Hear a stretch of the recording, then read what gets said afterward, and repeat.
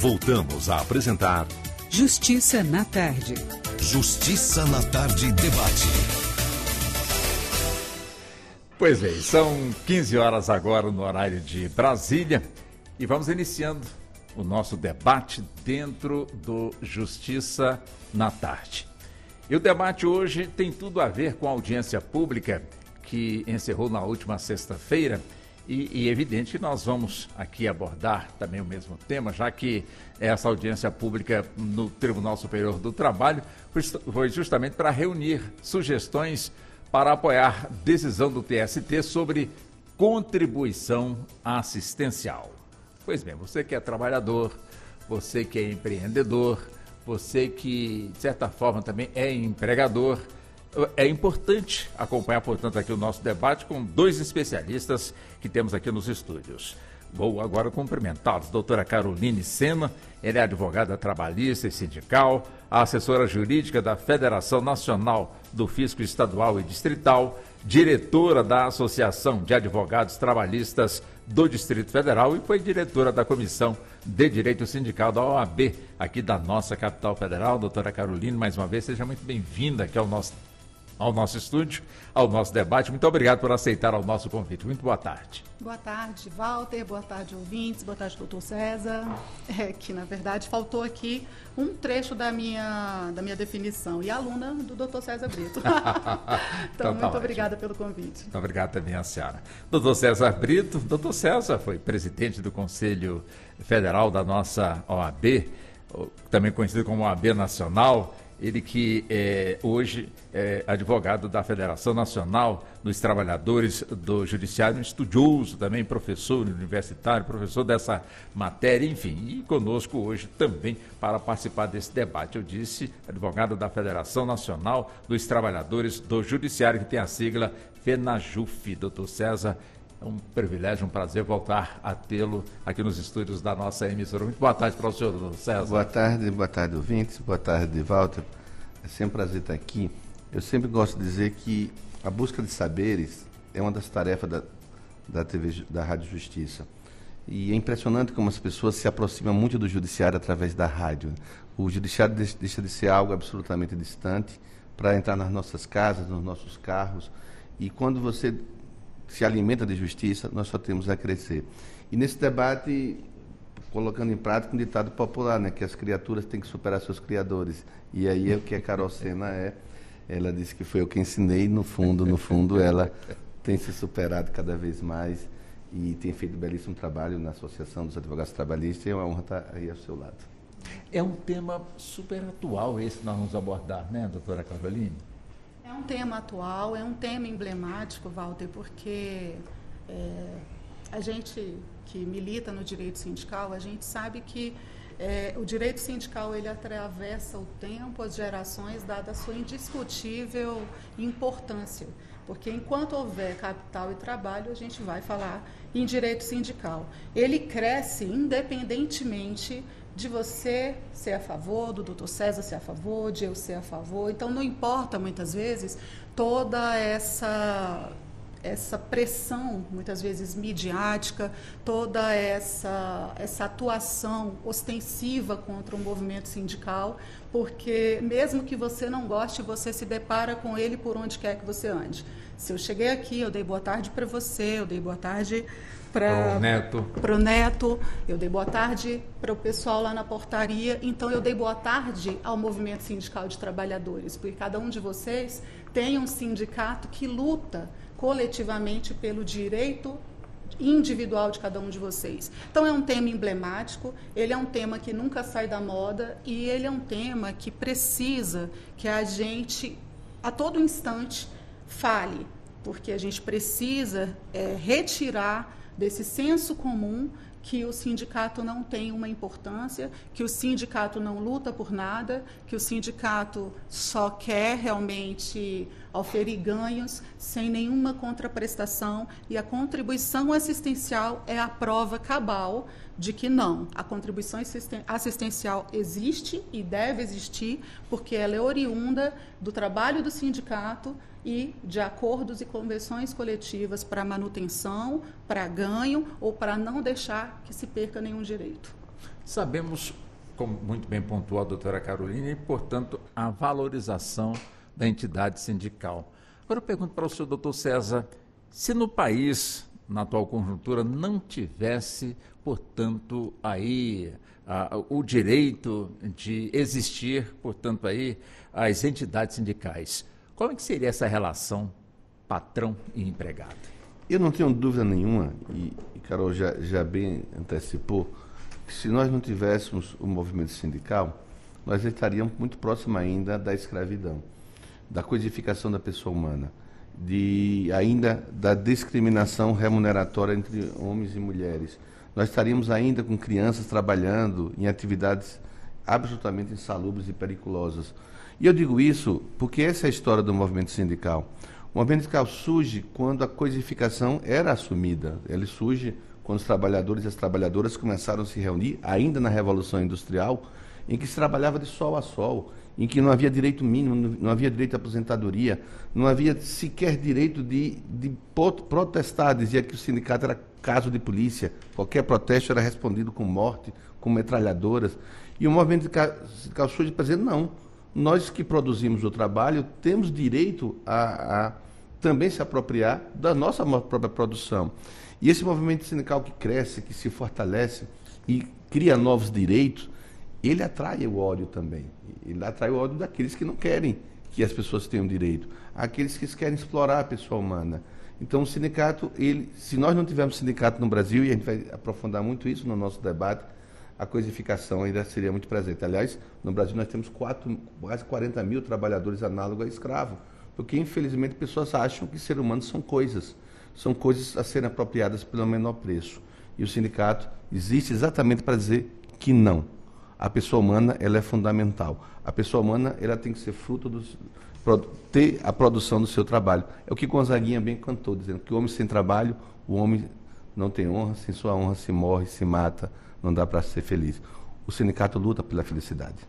Ou seja, o empregador sobrevive à sua atividade sem a participação do empregado, ou então o inverso, quer dizer, o empregado é importante em qualquer atividade, de certa forma, onde tem ali a figura do empregador, doutora Carolina? É isso, não existe capital sem trabalho e nem trabalho sem capital. Essa é a grande verdade e é por isso que existe o movimento sindical.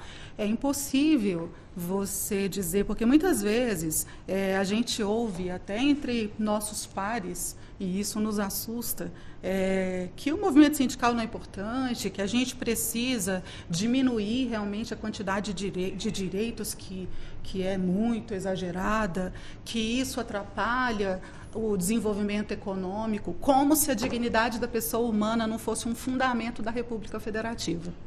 Então, o trabalho, ele dignifica o homem? Essa é a grande premissa? Depende. Como o doutor César falou aqui, como César, meu amigo, 40 mil em situação análoga à escravidão, isso é digno? Não. Então, se não é digno, isso afronta de morte o espírito da Constituição Federal.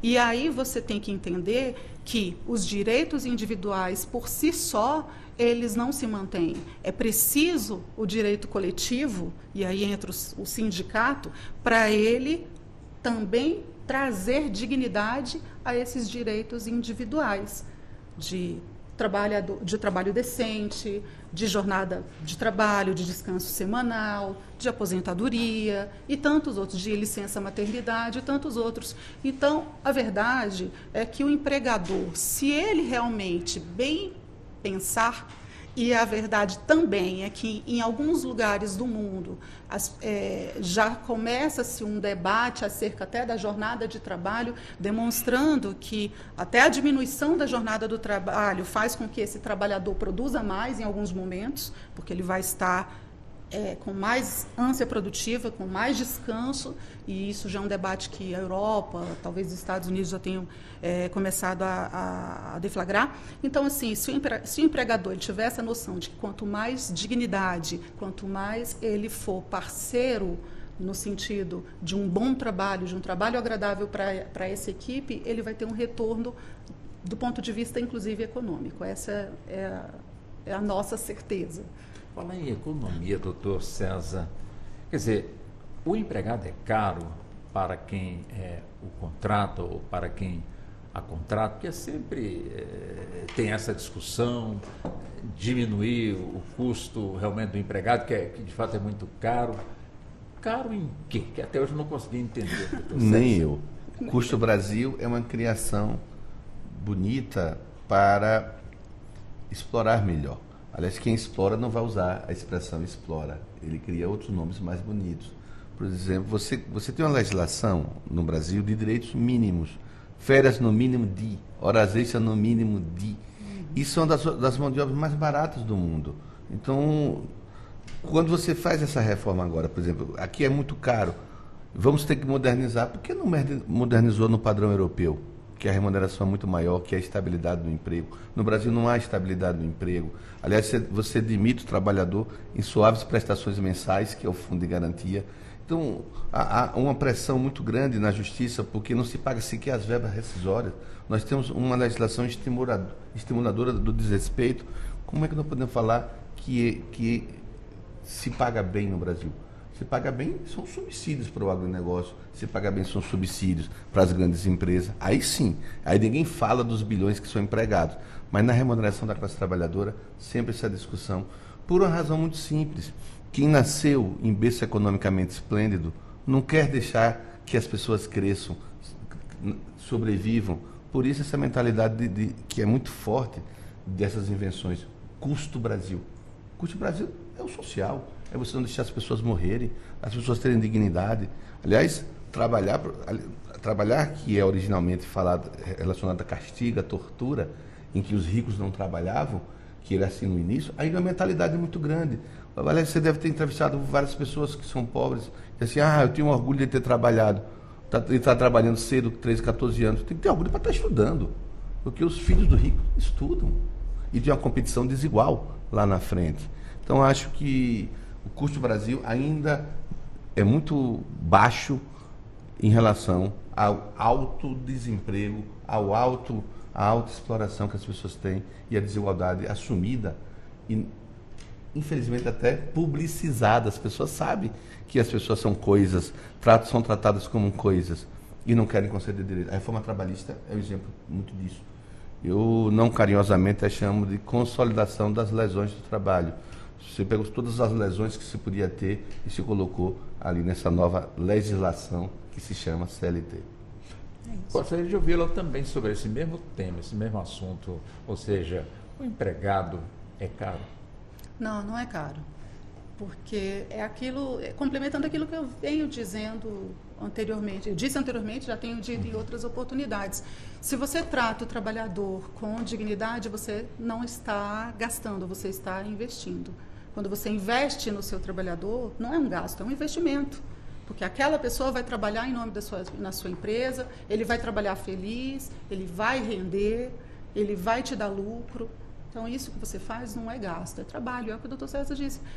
Nós temos um custo Brasil mínimo dentro de um patamar, se você analisar o patamar internacional dos trabalhadores, o nosso custo é mínimo. E os ganhos das empresas são maximizados. O que nós questionamos e o que eu vejo que a gente tem que realmente questionar, não só o movimento sindical, mas a própria advocacia, é isso. Por que as pessoas têm tanta facilidade para capitalizar o lucro e socializar prejuízos? Por que eles entendem que na hora de auferir lucros é o capital quem manda, mas na hora que esse empresário às vezes tem um prejuízo, nós todos temos que compartilhar do prejuízo dele? Por que às vezes as pessoas querem privatizar tudo, e inclusive isso afeta o mercado de trabalho, afeta a própria vida do trabalhador, e se porventura algo dá errado, a gente quer socializar o prejuízo daquilo que foi privatizado.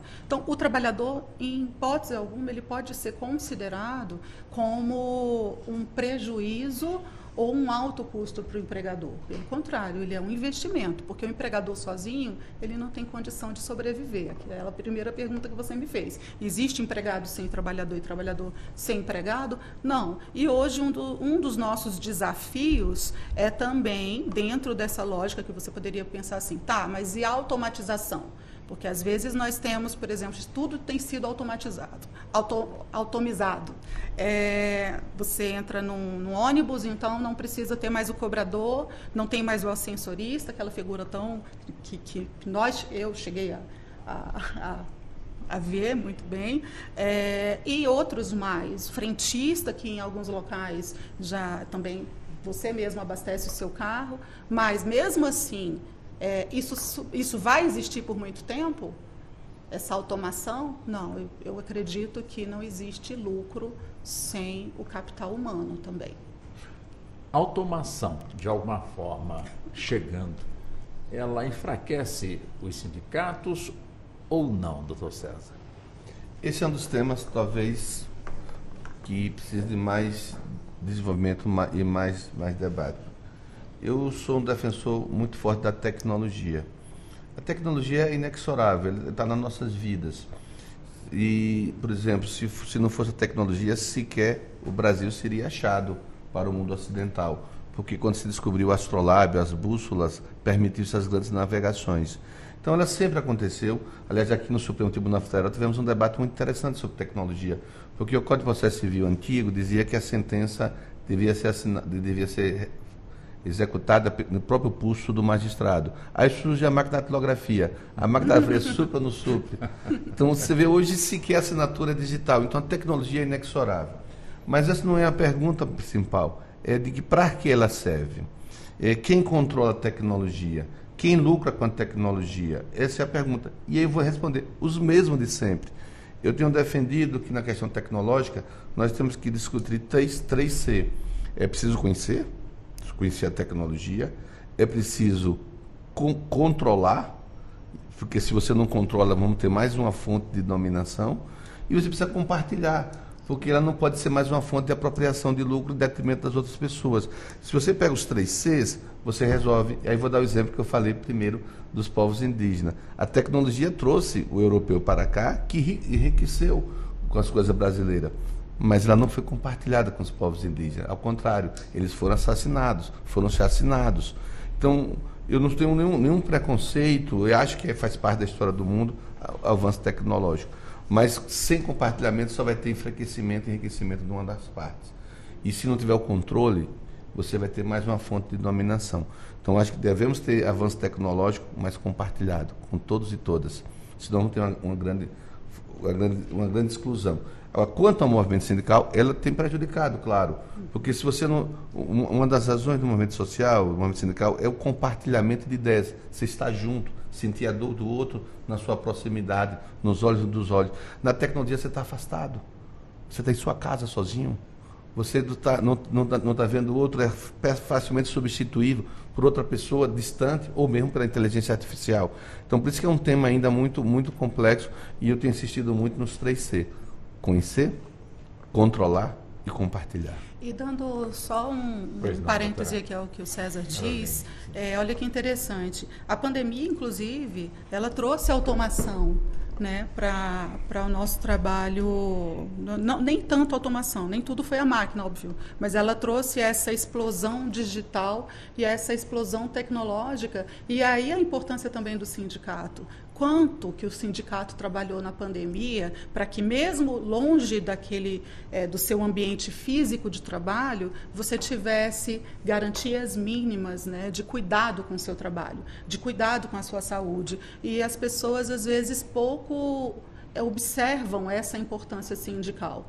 Veja que durante a pandemia, por conta dessa história de custo, de capital, de prejuízo, o trabalhador vai me custar caro, eu estou com as portas fechadas. Se não fosse um movimento sindical naquele momento, para garantir tanto esse patamar mínimo, né, para dignificar aquele trabalho daquela pessoa que vai desenvolver dentro da sua casa, no seu ambiente de descanso, em tese, que seria seu lar, tanto para isso quanto para manutenção do mercado de trabalho.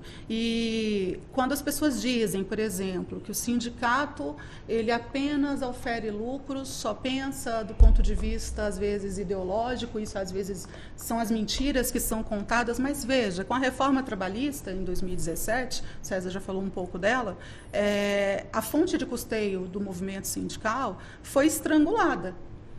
foi estrangulada, muitos deixaram de ter condições mínimas para funcionar, e mesmo assim, durante a pandemia, mesmo aqueles com dificuldades financeiras, eles correram atrás, trabalharam, lutaram para que trabalhadores não fossem dispensados em massa, para que houvesse suspensão dos contratos de trabalho, para minimizar o prejuízo, para garantir vacina, para garantir meio ambiente de trabalho seguro. Então, a importância do movimento sindical, ela perpassa, inclusive, a questão financeira que eles tentaram sufocar para inviabilizar a atuação. Ainda assim, o sindicato sobreviveu, e não significa dizer que ele tem que permanecer estrangulado financeiramente, porque se você estrangula o movimento sindical, e é o nosso tema sobre contribuição assistencial, você estrangula o próprio trabalho, o próprio trabalhador. E não para dizer que o sindicato é só de trabalhadores, existe sindicato de empregadores também, mas nós estrangulando, quando a gente estrangula o trabalhador, a gente estrangula a própria economia, porque sem trabalho também não há fonte de renda econômica. Então, tudo isso a gente precisa dizer para essas pessoas que têm sido vítimas de mentiras e de vários negacionismos, e o sindicato, ao longo das décadas, tem sido um desses alvos e tem sobrevivido a isso. Está numa Brasília cinza hoje, cinza de fumaça, é prova de que vários negacionismos são implantados nas mentes das pessoas e precisam, na prática, ser mostrado para ela: olha, a fumaça vem disso, a vacina que você tomou, o emprego que está garantido foi o movimento sindical. Então, nosso papel é esse. Um exemplo que eu vou utilizar acho que é uma das mãos de obras hoje mais debatida, mais explorada e mais conhecida, porque nós todos a utilizamos, é o trabalhador do motoboy, trabalhador do aplicativo. Não é sindicalizado, é muito mal remunerado, e todos nós sabemos disso. Não é um trabalho invisível, porque todo mundo utiliza de alguma forma do serviço de aplicativo. Mas como é que ele é o exemplo da tecnologia que não chegou para ele e da ausência de sindicalização e da exploração? Eu costumo usar esse exemplo aqui. A gente tem que olhar os direitos deles pelo retrovisor da história. Eu acho impressionante como as pessoas que julgam, primeiro legislam sobre esse assunto e julgam sobre a relação de emprego ou não daqueles que trabalham com o motoboy. Todos eles têm emprego, todos eles têm aposentadoria, todos eles têm remuneração, mas não enxerga naquele que vai levar o alimento na sua casa, o remédio na sua casa, como ser humano que também tem que ter direito. E foram direitos conquistados, se formos olhar o retrovisor da história, conquistados pelas lutas dos trabalhadores. A aposentadoria, ele nasce dos anarquistas, do movimento mutualista, que começam entre si juntar. É preciso, na fase mais difícil da sua própria vida, você ter um amparo. O direito às férias, que também não existia. Aliás, quando o Brasil vai discutir férias, a similar da Confederação da Indústria diz: para que os trabalhadores querem férias? Para ficar na rua, vagabundando? Suas casas não servem, eles vão ter que ir para a rua. Então, o movimento sindical começa a tratar dessas pessoas, por isso que é preciso olhar o retrovisor da história. Como é que nós olhamos para o motoboy? Pelo retrovisor do nosso carro, torcendo para que ele passe e não quebre. Olha que coisa mais ingrata. Aqueles que no retrovisor da história conquistaram o direito só se preocupa que o motoboy não quebre o retrovisor do seu carro. E se ele morre mais na frente, vamos ter que só lembrar como Chico parou na contramão atrapalhando o tráfego. Essa é a realidade que a gente tem que combater. E é por isso o ódio ao movimento sindical. Porque o movimento sindical torna o que é visível em ação. Você não pode explorar. Você não tem o direito de fazer isso com a pessoa humana. O ódio é muito grande ao movimento sindical.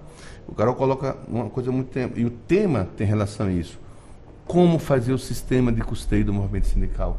Porque você vai enfrentar inimigos que são poderosos, que têm poder econômico. Como você vai competir com essas pessoas que têm dinheiro? Eu brinco assim que nós temos que ter uma disputa ou uma igualdade. Por exemplo, se eu vou comparar um conflito capital-trabalho enquanto combate, você tem que ter Holyfield disputando com Mike Tyson. E se alguém for desleal, o juiz anula a luta.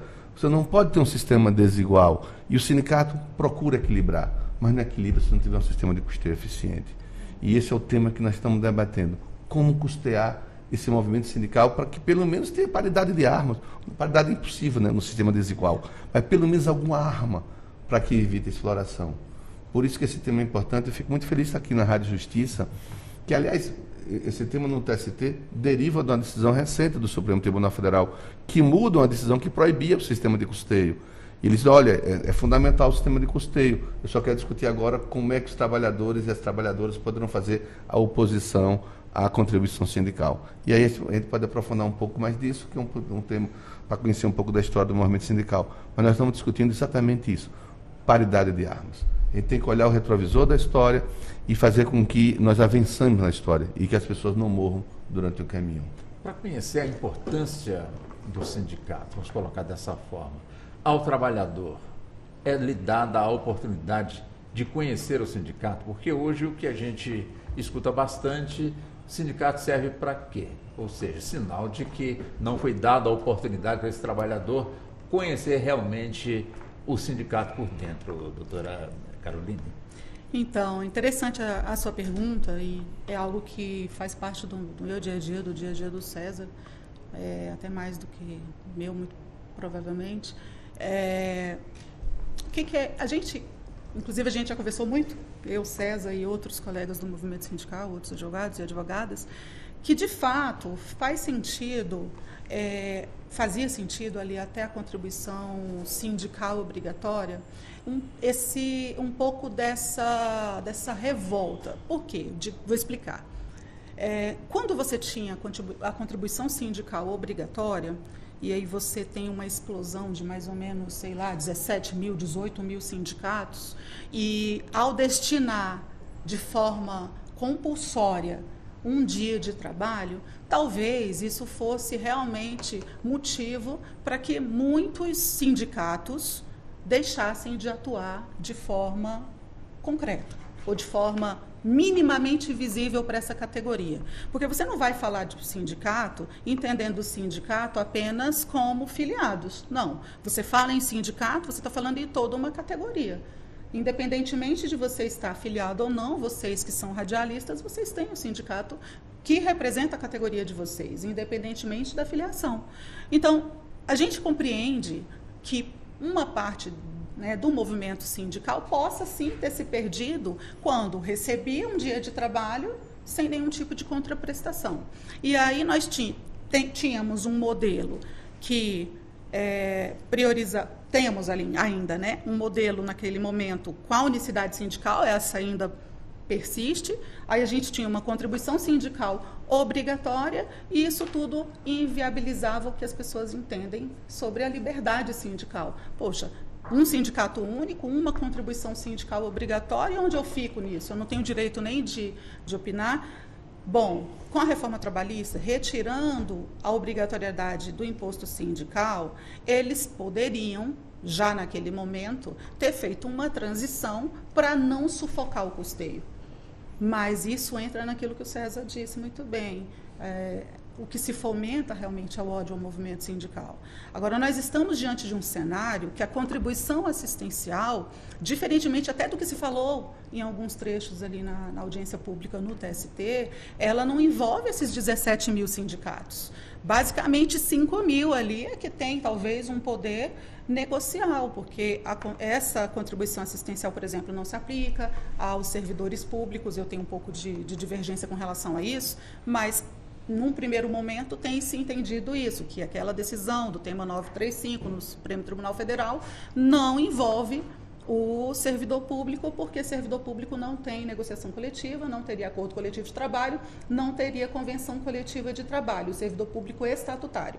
Agora, a gente tem que entender que a contribuição assistencial ela é fruto de um trabalho, de um árduo trabalho do movimento sindical. E, por essa razão, ela tem sim que ter uma contraprestação. Porque se você tem um acordo coletivo de trabalho, uma convenção coletiva de trabalho, que te garante direito a uma licença estendida, a um descanso diferenciado, ou a qualquer ganho que você tiver, ganha a categoria, não ganha só o filiado, ganha toda a categoria. Se ganha toda a categoria, mais do que justo que toda a categoria retribua esse trabalho do movimento sindical, até para privilegiar a paridade de armas, ou o mínimo de armas possíveis, pelo menos, para o trabalhador.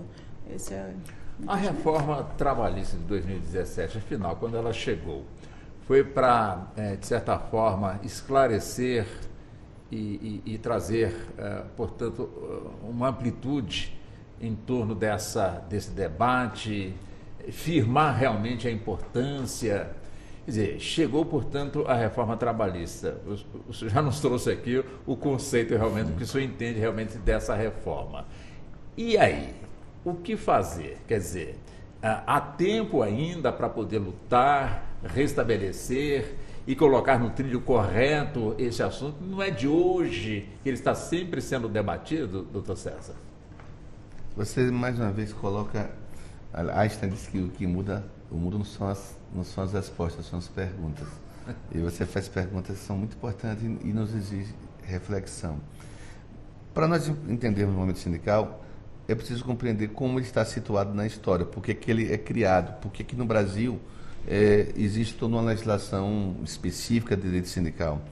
E só queria lembrar um pouquinho, vou tentar ser muito rápido também. Fique à vontade. Quando o movimento sindical surge, e a partir da Revolução Industrial, com essa força de querer impedir a exploração da pessoa, os movimentos sufragistas das mulheres nascem do movimento sindical, os movimentos abolicionistas nascem do movimento sindical, pela simples razão dessa compreensão de que é preciso compreender que o ser humano tem que ser detentor de direitos, ele não pode ser vítima de uma exploração.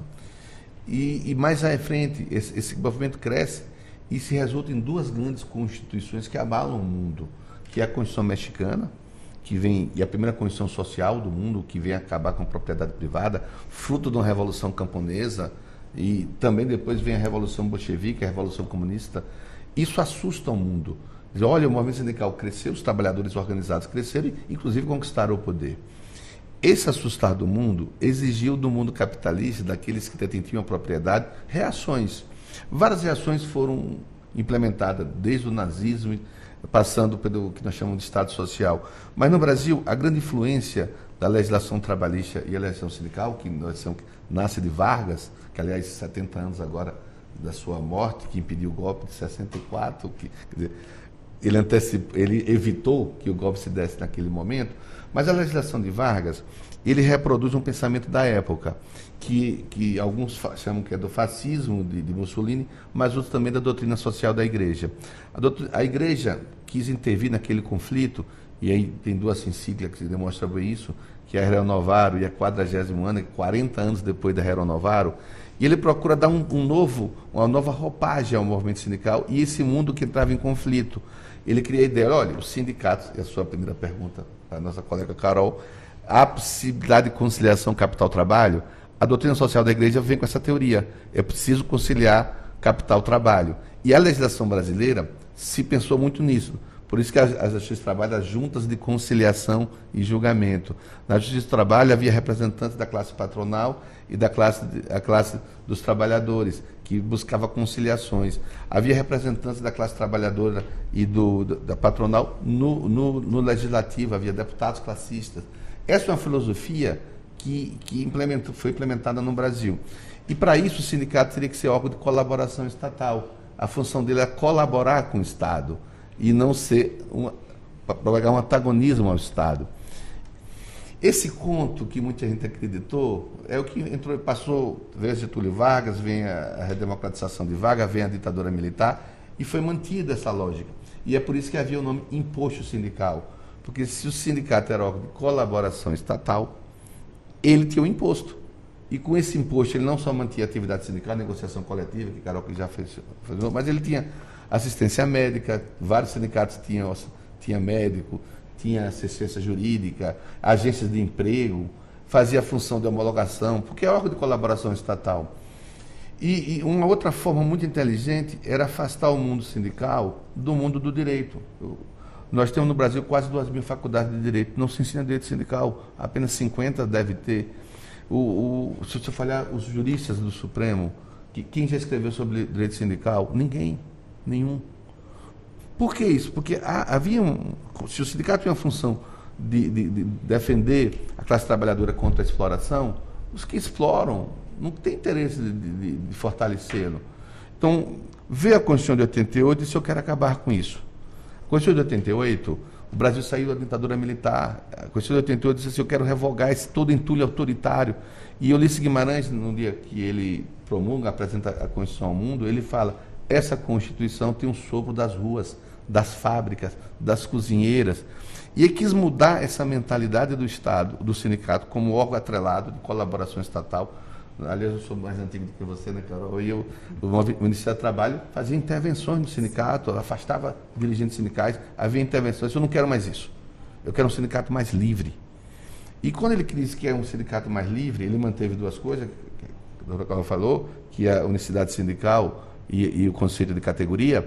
Disse, olha, o sindicato não é mais órgão de colaboração estatal, então não precisa mais do imposto sindical. E criou uma regra, que é muito importante, que esse é o debate que nós estamos no TST, de que as assembleias, já que você não tem um imposto sindical compulsório, as assembleias fixariam os valores, as taxas, para a manutenção do sistema sindical. E por que para todo mundo? E não apenas para o filiado? Porque o filiado, o estatuto já prevê. Mas por que para todo mundo? Porque o acordo coletivo é para todo mundo. Quando o sindicato celebra um acordo coletivo, é para sindicalizado e não sindicalizado. Quando o sindicato ingressa com ação judicial, é para sindicalizado ou não sindicalizado. Então, é correto que, se você defende a categoria e a categoria beneficiária da ação sindical, que a contribuição seja para todos. Essa matéria, o Supremo tinha decisão contrária, na súmula 66 e a súmula 40, modifica agora, para dizer realmente a contribuição sindical é para todos, até porque o imposto sindical foi extinto. Então, é para todos. Agora, qual é o direito de oposição? As pessoas podem se opor a ele. Veja como que esse debate também carrega esse preconceito que eu falo. As assembleias em si mesmas são órgãos que as pessoas podem ir para discordar. Quando se convoca uma assembleia para aprovar um acordo coletivo, e convoca a categoria, não convoca o filiado. Sempre foi para todo mundo pode ir para lá discordar. Quantas assembleias nós participamos que a categoria discordou do encaminhamento do sindicato, discordou de uma greve ou aprovou uma greve contra a vontade do sindicato? Porque opor significa divergir, discordar.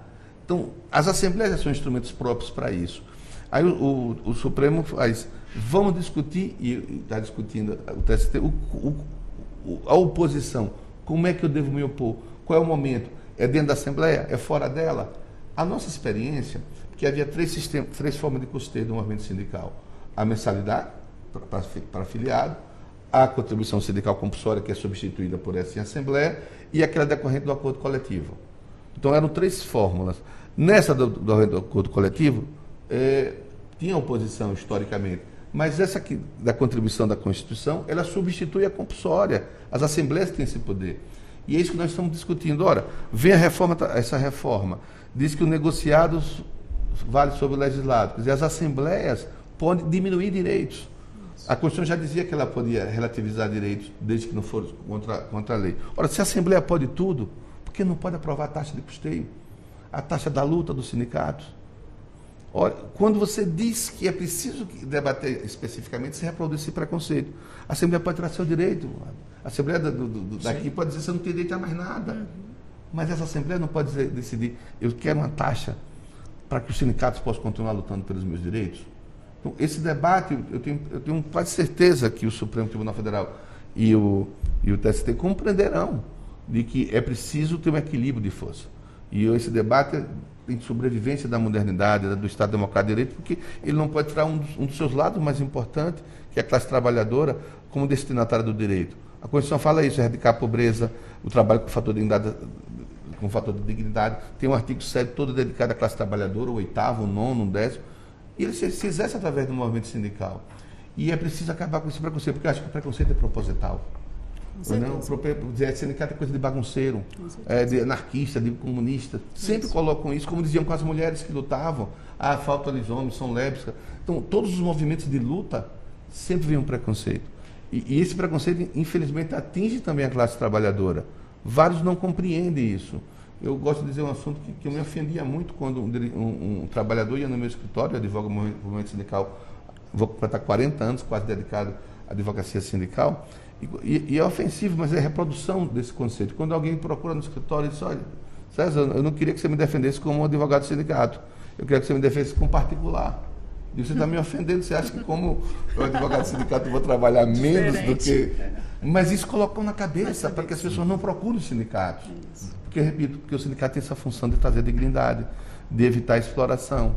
Por isso amado por uns e odiado por outros. E dentro disso que o César está falando, é muito importante rememorar como que se deu agora esse tema 935. Dia 11 de setembro foi esse julgamento e, para reforçar isso que o César disse, imediatamente todos os canais começaram a dizer, ressuscitaram o imposto sindical, mas não falaram do que se tratava. Então, essa ojeriza... O que aconteceu? Veio a reforma trabalhista, pronto, acabou, vai acabar o sindicato, vamos matar, vamos extinguir, eles não vão aguentar sem um custeio. E essa reformulação do entendimento do Supremo Tribunal Federal, por meio lá dos embargos de declaração que tiveram efeitos infringentes, veio justamente porque o Supremo compreendeu que, de fato, até aquele momento, 11 de setembro de 2023, o sindicato estava praticamente sem nenhum tipo de custeio. Tá? Estava realmente à deriva. E aí o Supremo corrige isso que seria, de fato, uma injustiça. Porque eu compreendo o seguinte, de fato, se você tem uma contribuição sindical obrigatória, e ela era um dia de trabalho de toda a categoria, até aquele momento, poder-se cogitar... E olha lá, tá? Porque eu nem concordo tanto não, que não precisava, então, receber por um acordo coletivo ou por uma convenção coletiva, porque o sindicato já estaria custeado por meio da contribuição sindical ali do artigo 8º. Mas uma vez que você torna a contribuição sindical facultativa, e não só isso, você precisa da autorização expressa do trabalhador para poder descontar a contribuição sindical, você fulmina o custeio, porque realmente você fez com que o trabalhador simplesmente falasse, não quero mais esse desconto de um dia de trabalho. Vindo o dia 11 de setembro de 2023, com o tema 935, com essa aprovação da constitucionalidade da contribuição assistencial e não da obrigatoriedade. A gente discutiu a obrigatoriedade lá nas ações diretas de inconstitucionalidade com relação à contribuição sindical obrigatória, que é uma forma de custeio distinta da contribuição assistencial que o Supremo entendeu ser constitucional a cobrança, desde que tivesse o acordo coletivo de trabalho, a convenção coletiva de trabalho, que são dois instrumentos, Walter, que só existem por meio de assembleias, porque a assembleia ele é o poder legislativo do trabalhador. Da mesma forma que nós elegemos os nossos representantes, e muitas vezes aquele que eu votei nem é eleito, mas os que estão lá vão acabar falando por mim também, da mesma forma que eles vão ser o nosso poder legislativo, vão legislar. Eu não posso me opor àquilo que ele está legislando, porque que o acordo coletivo de trabalho, a convenção coletiva de trabalho, que vem por meio da Assembleia, que é o poder legislativo da classe trabalhadora, dentro dessa autonomia sindical que é coletiva, por que se fomenta aí fora que dentro do acordo coletivo você só divirja da cláusula do custeio? Porque eu duvido que um trabalhador bem informado, que diga claramente que, olha, você, por meio desse acordo coletivo de trabalho, está mantido isso aqui que o empregador gostaria de retirar. Está acrescido isso aqui.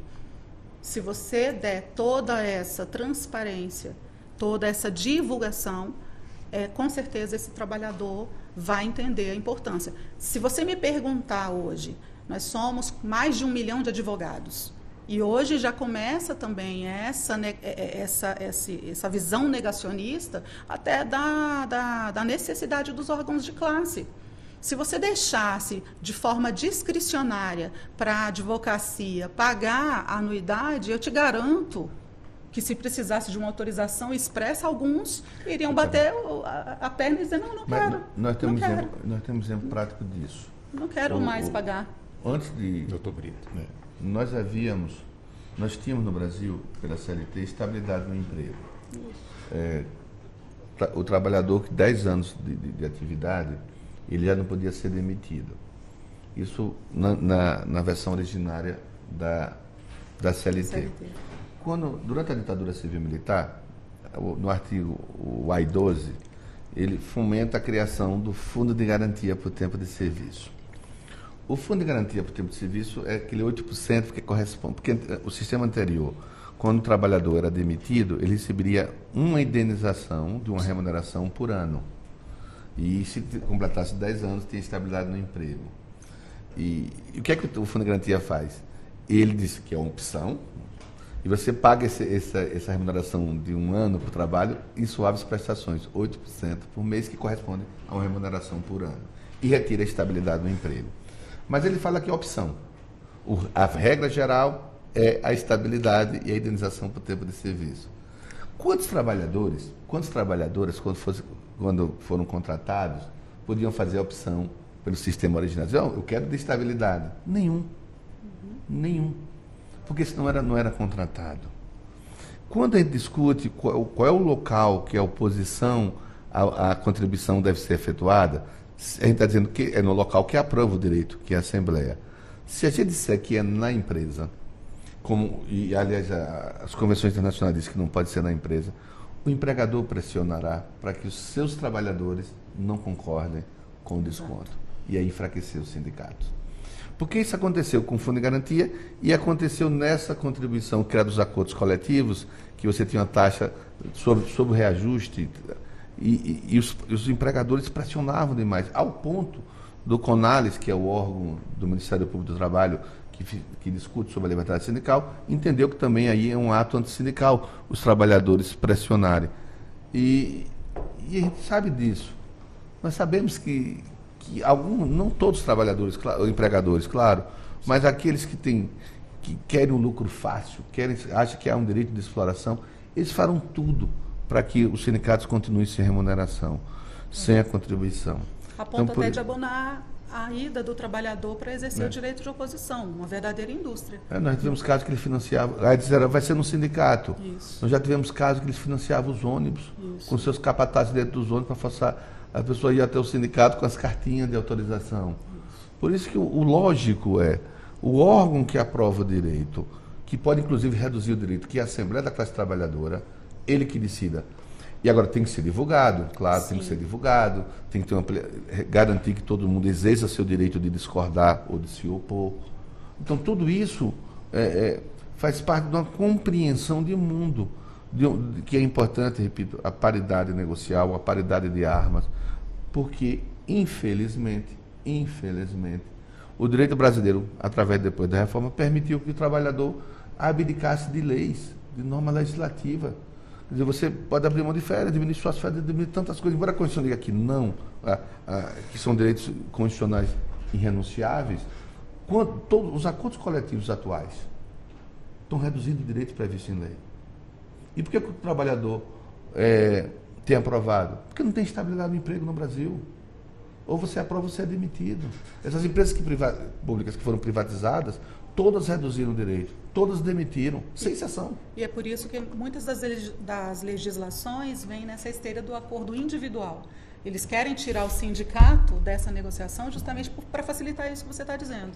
Né? Porque o trabalhador sozinho, ele acaba abrindo mão. Então, é mais fácil você negociar com a pessoa física do trabalhador, porque você vai forçá-lo a, de repente, aderir àquele acordo individual com medo de perder o próprio trabalho. Quem está no chão de fábrica, a palavra medo é interessante, né? Porque quem está no chão de fábrica percebe realmente ali que o empregado, principalmente uma nova geração de empregados, o pessoal que está no mercado, vamos colocar de 90 para cá, quer dizer, se não leu, não lhe foi também passado a luta dos sindicatos, dos movimentos de 80 para trás. Isso. Né? Isso. Não que estejamos desprezando aqui a luta também de 90 para cá, de forma alguma. Mas realmente chamou bastante aí a atenção.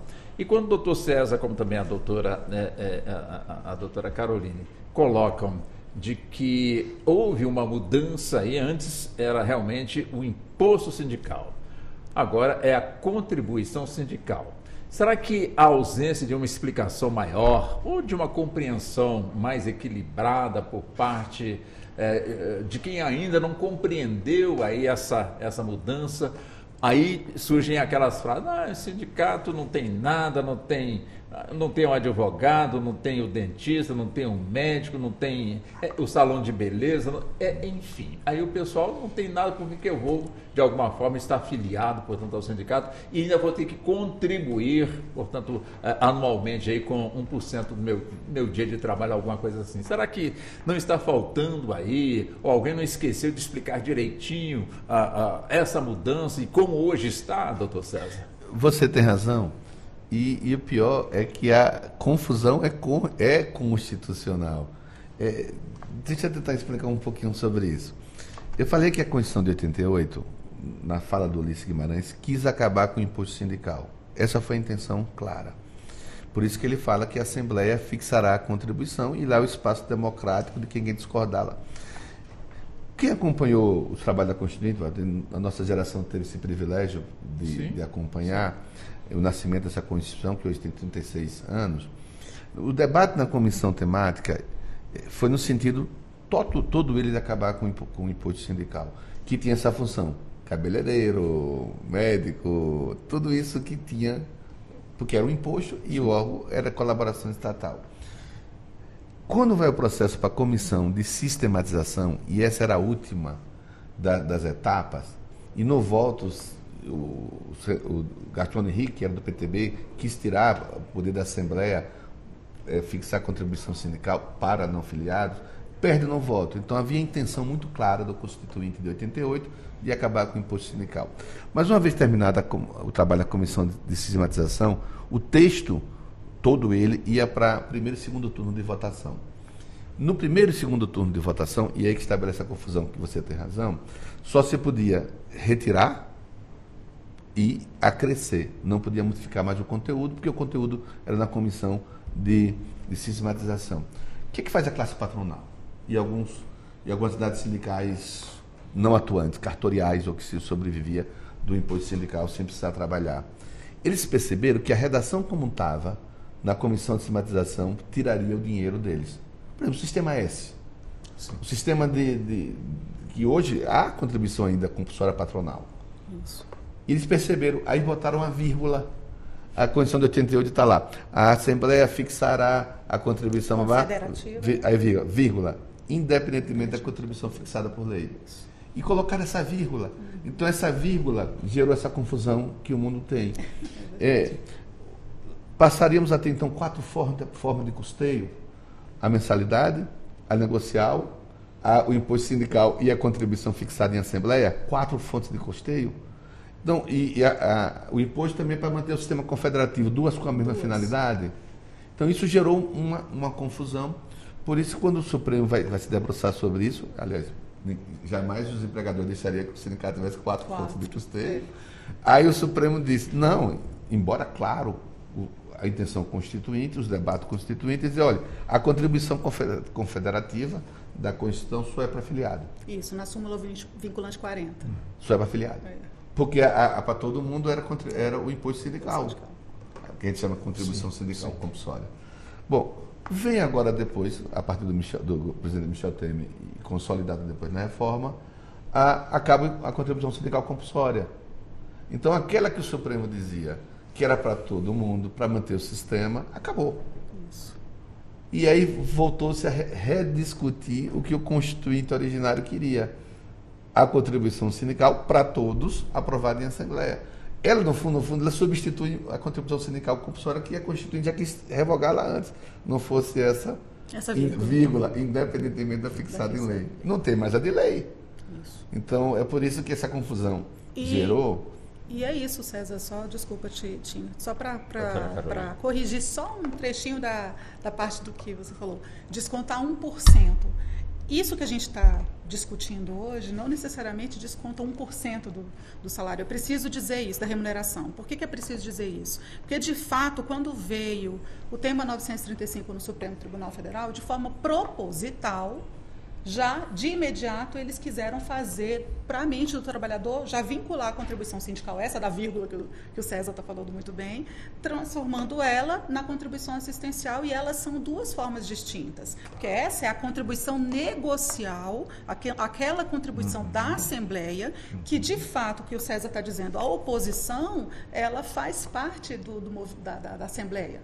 Você se opor não é algo novo, você pode se opor a várias outras cláusulas, inclusive a própria cláusula de fixação de uma taxa, que não significa 1%, porque, inclusive, essa contribuição assistencial, ela precisa, o que a gente precisa hoje discutir é como coibir as práticas antissindicais, que são essas que de imediato jogam o trabalhador contra o movimento sindical, já ensinando, já entregando pronto um papel, assine não, diga que você não quer, ou você mandando cartinha, ou ensinando, como nós vimos uma rede de TV, ensinar o passo a passo de se opor à contribuição assistencial.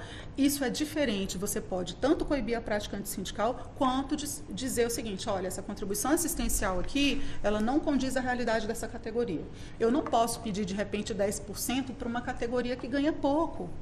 Então, tudo isso precisa ser explicado para a classe trabalhadora, né? O que o César está dizendo é muito importante, porque ele traz esse panorama histórico de quem lutou, viveu e trabalhou toda essa robustez do sistema sindical. Agora, precisamos entender, uma coisa é você ter um desconto obrigatório de um dia de trabalho seu. A outra coisa é você custear o sistema, porque daquilo ali veio um acordo coletivo ou uma convenção coletiva de trabalho que garantiu que você não tivesse nenhuma perda, ou garantiu que você tivesse algum ganho, ou a manutenção de algum deles. Então, isso é totalmente diferente. A redação originária da Constituição e a que eu defendo, ela não tem vinculação com o acordo coletivo. Porque algumas categorias têm dificuldade, inclusive, de fazer acordo coletivo, aquelas são extremamente dispersas. E ela surgiu para substituir a outra, a compulsória, mas ela passa a ser para toda a categoria. Não teria vinculação. Carol tem razão. Você tinha a outra que era da negociação coletiva. E as pessoas perguntam, e seria sobre o quê? Sobre o que foi lucro. Sobre o que a negociação coletiva conseguiu a mais. Entendi. Então você vê que só havia, às vezes era 10% do valor do reajuste, às vezes 5% do valor das conquistas econômicas. Então, para o sindicato ter algum direito, ele precisava ter lutado. Sim. Se não tem acordo coletivo... De graça não viria. Se não tem acordo coletivo, não tem contribuição. Os sindicatos que não têm... Então, por isso que ela era a terceira forma de custeio. Essa decisão do Supremo confunde mais uma vez, porque ela coloca as duas coisas juntas. E não são coisas juntas. Uma é a contribuição do sistema como um todo. A outra era em função da negociação coletiva. Mas, pelo menos, nós estamos debatendo que é importante que a Assembleia decida. A Assembleia que ela é soberana sobre nossas vidas. Aí todas elas. Se você for olhar, se nós formos pegar, por exemplo, se o Supremo Tribunal Federal, nós temos 11 ministros, ali é uma Assembleia. Sim. Ali é uma Assembleia que é mais de um decidindo. E mais de um decidindo, e tem divergência. Às vezes é assim que ganha-se por um voto. Então, a oposição, a divergência, é típico dos órgãos colegiados. E o órgão colegiado maior, o máximo da entidade sindical, é a sua Assembleia. Isso. Bom, uma hora já se foi. Eu peço licença aqui à doutora Carolina e ao doutor César para que possamos ir ao intervalo, mas é rápido. Voltamos em instantes. Até já.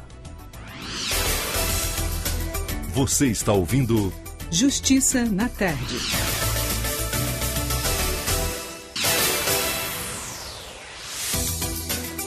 Voltamos a apresentar Justiça na Tarde.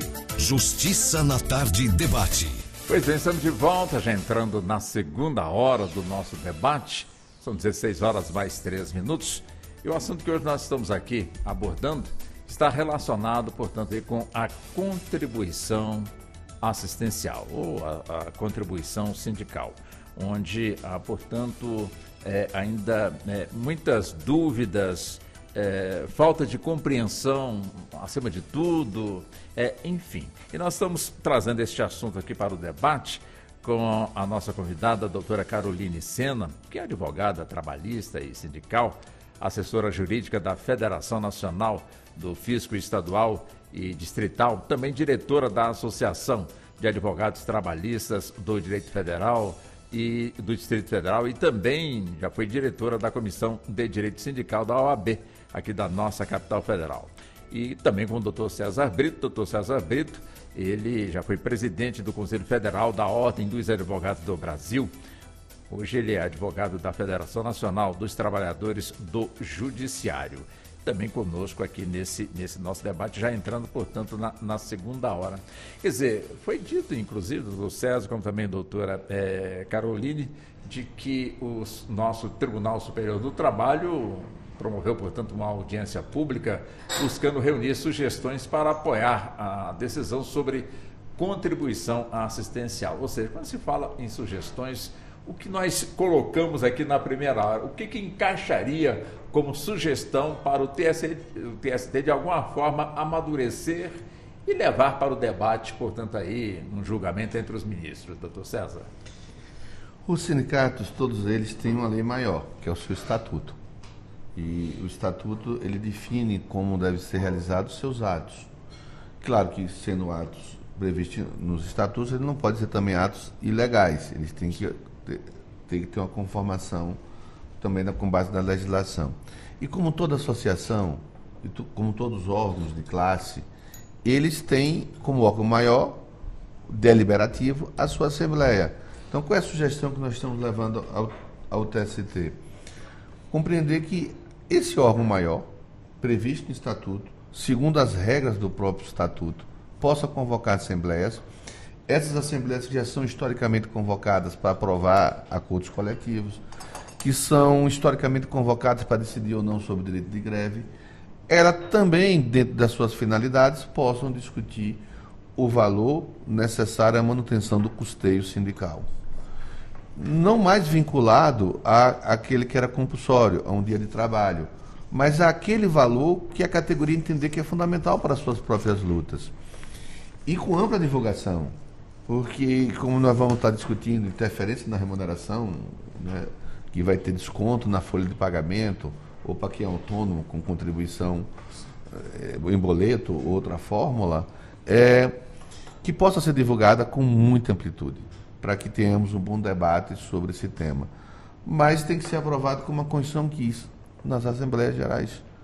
E eu vou repetir mais uma vez, essas Assembleias hoje, aliás, já antes, com base no artigo 7º da Constituição, ela já podia relativizar direitos, porque o acordo coletivo você poderia diminuir direito, por exemplo, ele pode diminuir a remuneração proporcional à hora de trabalho, já podia, ele vai discutir o turno de revezamento. Então as assembleias já tinham um poder muito forte, e mais forte ainda com a reforma, que ele pode discutir retirada de direitos previstos em lei. Então esse órgão, previsto no Estatuto, que tem como finalidade regular a atividade estatutária para a categoria, e vou dizer de novo, os acordos coletivos não é só para afiliados, os acordos coletivos para a categoria, a greve que se faz é a categoria, os acordos coletivos são assembleias que a categoria participa e não apenas filiado. Então, que possamos manter esse sistema que já está em vigor no Brasil, desde a CLT, que é a autonomia assembleária para decidir os destinos da categoria. Essa é a contribuição que nós estamos levando para o TST. Com o fim do imposto sindical compulsório, nós temos que ter uma contribuição sindical democrática. A contribuição sindical democrática aprovada pelo seu órgão maior, seu órgão mais democrático, que é a Assembleia. Essa é a contribuição que nós estamos levando ao debate. Agora, a senhora pode ficar à vontade, caso a senhora queira acrescentar o que disse também o doutor César, mas eu gostaria de voltar na questão do custeio sindical, né? Porque quando se fala no custeio sindical, é importante que a entidade, de alguma forma, preste contas ali, olha, dentro aqui do nosso custeio, neste mês, o que foi gasto foi assim, assado, luz, enfim, né? Porque às vezes as pessoas podem ser que equivoquem quando entendem que dentro do custeio sindical tem passeio, portanto, para diretores de entidade sindical, alguma coisa nesse sentido, quer dizer, não haveria necessidade de 10, foram 10, na realidade poderia ir em 2 ou apenas 1, enfim. Quer dizer, essa questão da transparência é importante para reforçar e trazer para dentro do sindicato mais filiados que de alguma forma possam estar ali debatendo e acompanhando de perto o dia a dia da sua entidade, doutora Carolina? Sim, é muito importante. Eu acho que isso entra, inclusive, nesse sentimento, quando você não tem uma transparência, você gera um sentimento de que o trabalhador está sendo injustiçado, que ele está arcando com algo que não está, de repente, dentro da sua ótica, trazendo benefício para ele, quando ele vê que outras pessoas estão usufruindo, como o exemplo que você bem nos traz. Eu acho também que é óbvio, a gente defende o movimento sindical e entende que alguns dos abusos, sim, foram sintomáticos e foram também responsáveis por essa quadra do tempo. Alguns dos abusos foram, sim, responsáveis por isso que a gente vive hoje, porque faltou transparência em alguns momentos, sim, não tenho nenhuma dúvida. Mas a gente precisa lembrar o seguinte: a Assembleia da categoria, ela é soberana. Então, na Assembleia, você aprova, inclusive, tudo isso. Se você percebe que você está dentro de um sistema onde não há rotatividade de diretorias, não há uma democracia interna que seja saudável, e de modo que, se você às vezes não tem uma democracia interna saudável, você não tem um conselho fiscal pleno, de repente, para começar a cobrar gastos que não são devidos, ou gastos que foram, feitos de maneira incorreta. Tudo isso, de fato, afasta o trabalhador. Mas, isso tudo também, existe o Ministério Público do Trabalho, CONALES, que o César já mencionou aqui, Ministério Público do Trabalho, Justiça do Trabalho, tudo isso também pode ser questionado. Você precisa da transparência? Precisa da transparência, mas a gente volta a dizer, a Assembleia é o poder legislativo da classe trabalhadora. Se o trabalhador que está insatisfeito, ele também não se apresenta no momento de decidir, às vezes, o rumo ali da categoria, é óbvio que a gente não vai ter nenhum tipo de mudança. Um dos motivos também, dando complemento ali da questão do que o César estava dizendo sobre a audiência pública no TST, é para dizer isso. A gente defende que o que diz respeito ao movimento sindical deva ser decidido apenas e tão somente na Assembleia. Ele é o órgão soberano, ele é o poder legislativo, porque o que a gente percebe dentro dessa lógica que a gente está falando de tentar trazer ojeriza ao movimento sindical, é jogar para o trabalhador uma forma de manifestação individual e não coletiva. Eu me oponho ao direito sindical, então eu vou apresentar a minha cartinha. Não. E a gente precisa definir a oposição, a forma como ela se dá, o modo, o tempo, o local, dentro da Assembleia. O prazo, é isso que a gente tem defendido, que inclusive a gente evite a prática antissindical e também evite cláusulas abusivas de possíveis acordos que destoem realmente da capacidade de custeio daquela categoria. Então, essa é a grande defesa que se faz ali também na audiência pública. Mas você tem absoluta razão quando você diz que a ausência de transparência, a ausência de uma democracia efetiva, quando eu digo assim, de uma prática democrática de alternância, muitas vezes até dentro dos mandatos, no movimento sindical, isso é salutar. Não por outra razão. A gente tem visto agora um movimento no Ministério do Trabalho que, diante da absoluta ausência de movimentação no Cadastro Nacional de Entidades Sindicais, de diretorias que não se pronunciam há mais de 10 anos, eles podem ter o registro sindical suspenso. Por quê? Na época da contribuição sindical obrigatória, infelizmente, alguns realmente não trabalhavam a contento. Então, isso gerou uma enorme quantidade de entidades que sequer se movimentam no Cadastro Nacional de Entidades Sindicais. Estão ali com a diretoria vencida há muito tempo, sem nenhum tipo de movimentação, sem dar nenhum sinal de vida. E aí o Ministério do Trabalho, atento a tudo isso, começou a divulgar edital para dizer, olha, sindicato tal, você precisa se manifestar sob pena de perder o seu registro. Acho que tudo isso diz muito sobre o que tem acontecido, sim, no movimento sindical. Mas A questão da contribuição que a gente está tratando aqui, assistencial, repito, ela está dentro de uma gama, mesmo que até eu concordo com a discordância do César, de que, né, não deveria estar realmente pautada, o debate não deveria estar pautado só na existência de acordo coletivo e convenção coletiva de trabalho, porque nem sempre firmar um acordo coletivo de trabalho e uma convenção coletiva de trabalho é possível. Então, por exemplo, se você disser que depende de acordo coletivo de trabalho e convenção coletiva de trabalho, se você tem o servidor público estatutário que ainda não tem a negociação coletiva estabelecida em lei, você está dizendo que um sindicato de servidor público estatutário nada fez e, portanto, não tem como nem exigir nenhum tipo de custeio sequer por meio assemblear, o que a gente, obviamente, discorda. Então, se a gente partir dessa premissa de que é só por meio de acordo coletivo, de convenção coletiva, efetivamente a gente continua com a mesma problemática da estrangulação do custeio sindical. Tá? Doutor César. Walter, você faz uma pergunta, claro, como a sua experiência de radialista que escuta o que se fala, também de trabalhador que é. Essa sua frase de que a ausência de transparência também afugenta, afasta, nós escutamos o tempo todo. E não é uma frase desrazoada. Por que não é? Porque os órgãos são seres abstratos. O sindicato é um ser abstrato, o Estado é um ser abstrato, o Poder Judiciário é um ser abstrato. A concretude do que é abstrato se faz por pessoas humanas. E pessoas humanas falham. Pessoas humanas têm paixões, têm quereres. Alguns não são honestas. Isso faz parte da natureza humana. Nós não somos uniformes enquanto pessoas humanas. Por isso a legislação, sabiamente, ela já estabelece regras preventivas sobre isso.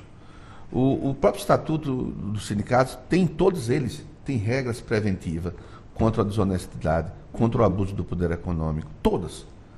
E toda a legislação que trata de associação também. E eu vou trazer algumas aqui para tranquilizar aquele que é sindicalizado ou participa da associação, quando aquele seu dirigente, ao dar concretude e objetivo, não faz corretamente. Há direito de prestação de contas. Qualquer sindicalizado tem direito de exigir prestação de contas. Inclusive, judicialmente, todo sindicalizado tem direito de pedir a convocação de assembleias. Então, não é requisito obrigatório, só quem pode convocar é dirigente sindical. Não é. E há uma punição muito forte. O dirigente sindical que não tem sua conta aprovada, ele não pode se candidatar. Ele se torna inelegível. Então você vê que há um sistema, como a legislação sabe, todos nós sabemos que o ser humano é falível, ele já está o antídoto a essa fragilidade da pessoa humana. Então, basta qualquer sindicato fazer. A ação de prestação de contas está lá no Estatuto. Vamos supor, mas o Conselho Fiscal também não exigiu. Também está sujeito. Está sujeito. Então, há um sistema de freio contrapesos que é muito importante, que está na legislação e está nos estatutos. Então, a gente fica muito tranquilo sobre isso. Quantas vezes nas disputas eleitorais se afasta diretorias inteiras por ausência de prestação de contas? Isso a realidade vai mostrando para a gente. Por isso que essa preocupação, que é correta, tem solução. É o dever-direito de exigir prestações de contas. O dever-direito de afastar o dirigente sindical que não presta com honestidade. O dever-direito do sindicalizado de fazer com que aquele dinheiro que ele contribui, até porque o patrimônio do sindicato não pertence ao dirigente, ele pertence ao coletivo, ele que construiu ao longo da história, com as suas mensalidades, com as suas ações, ele tem todo o direito de fiscalizar. E pode fiscalizar e deve fiscalizar. A legislação brasileira hoje é muito farta sobre isso. Né? Nós trouxemos para a sociedade civil várias formas de controle. Nós aprendemos a importância da ação popular, de uma ação civil pública. Então, várias fórmulas. E a ação de prestação de contas talvez seja mais eficaz. E há outros órgãos que você pode buscar, o Ministério Público do Trabalho, todos os órgãos que possam ter, o Judiciário, e eu vou fazer o que é o melhor da democracia, é ser oposição real, sair do conforto do seu lar e deixar que o outro dirigente sindical exerça a política com você. Aliás, o Tribunal Superior Eleitoral está fazendo a campanha muito sobre isso, né? Quando você não vota, você está dizendo que o outro vai votar por você. Se você não gosta da política, quem gosta da política vai decidir por você. Exato. Essa regra também se aplica ao movimento sindical.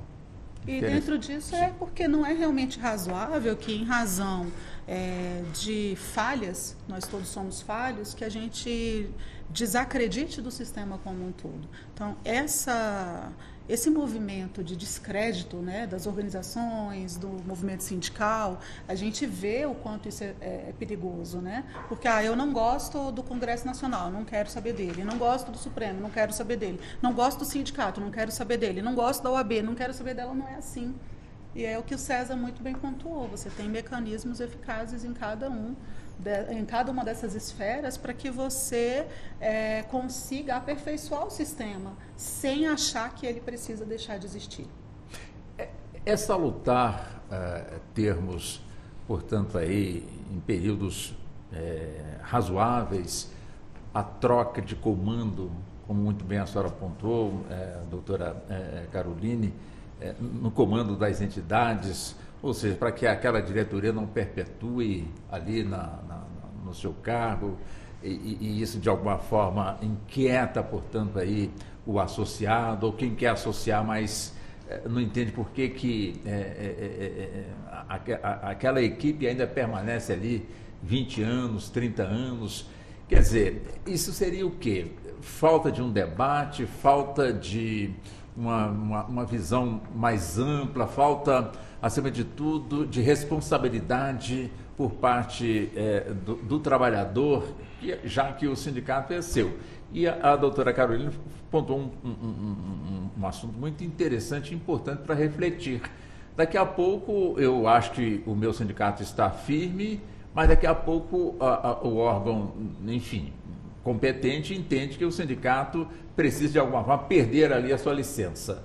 E eu acabei achando que meu sindicato existe e acabou perdendo a licença, portanto, devido às falhas que ocorreram, foram cometidas pelaquela diretoria. Quer dizer, daí nos chama mais ainda a responsabilidade de estarmos sempre presentes, quando eu digo nós, os trabalhadores, de alguma forma, e por que não também a própria categoria de empregadores, aquelas que não vamos aqui generalizar, porque há quem entenda que tem que ter realmente aí uma guerra muito forte entre um lado com o outro, quer dizer, ganha no grito, ganha quem for mais forte, enfim, quando na realidade o respeito caberia em dois lados, doutora Caroline, doutor César?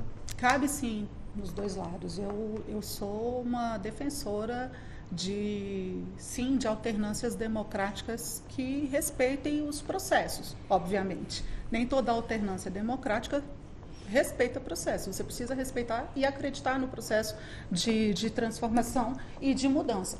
Com relação a entidades que muitas vezes se perpetuam no poder, falta também, acho que acontece também um pouco de comodismo da própria categoria, né? O César falou, tem todo o fundamento. Poxa, se você ficar inerte, quem vai dominar é aquele que está fazendo o trabalho e você deixa que ele faça aquele trabalho porque você não se movimenta. Eu até acho muito interessante na federação que eu assessoro, porque eles têm um curso de formação sindical. Então, lá, você pode ter uma reeleição, mas depois da reeleição, você tem novos e novos dirigentes. Não, nada impede que você, às vezes, troque o diretor de um cargo para outro, mas você tem uma alternância que é muito saudável. Você qualifica, você ensina novos líderes sindicais, porque também nós precisamos compreender a luta com essa necessidade de alternância, até para que a luta não acabe.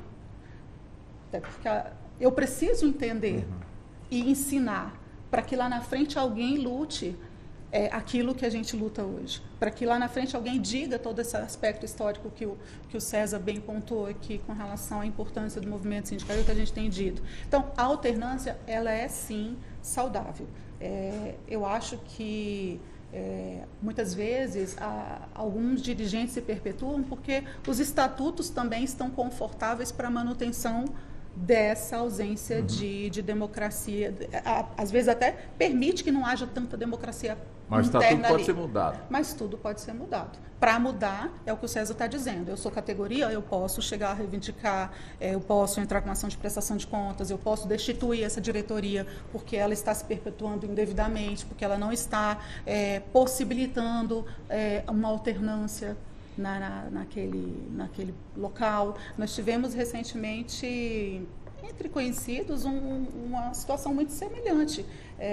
Em uma determinada associação, passou muito tempo sem nenhum tipo de prestação de contas, com o mesmo pessoal e com todo mundo inerte. Mas quando um grupo resolveu falar, não, tem alguma coisa errada, esse pessoal não sai do poder, eles lutaram e conseguiram. Conseguiram pela via judicial, mas conseguiram. E é assim que tem que funcionar. A gente precisa se insurgir para que as coisas mudem. Eu não sou fã de reeleição.